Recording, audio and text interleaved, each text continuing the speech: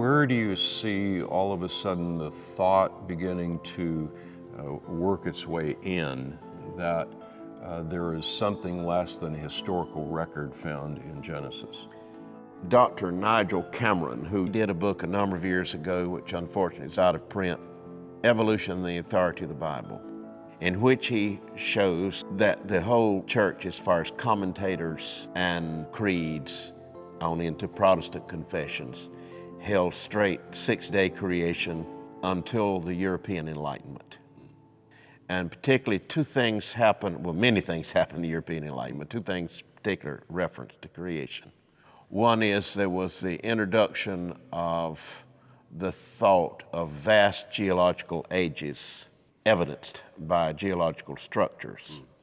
That was happening largely in the 18th century, late 18th century. And then in the 19th century, of course, we have Charles Darwin.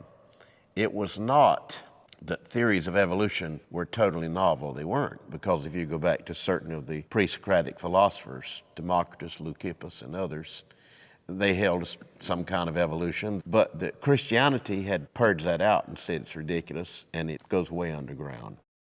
It's able to come back to the surface by the European Enlightenment.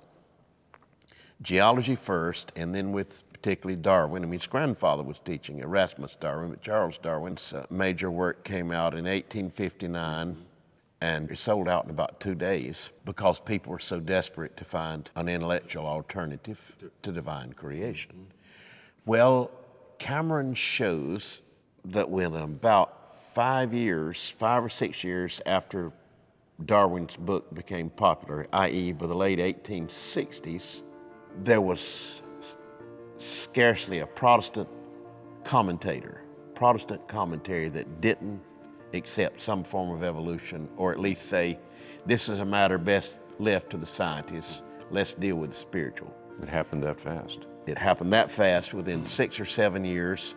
Now there were exceptions. Good Bishop Wilberforce resisted it, but that's how quickly it happened.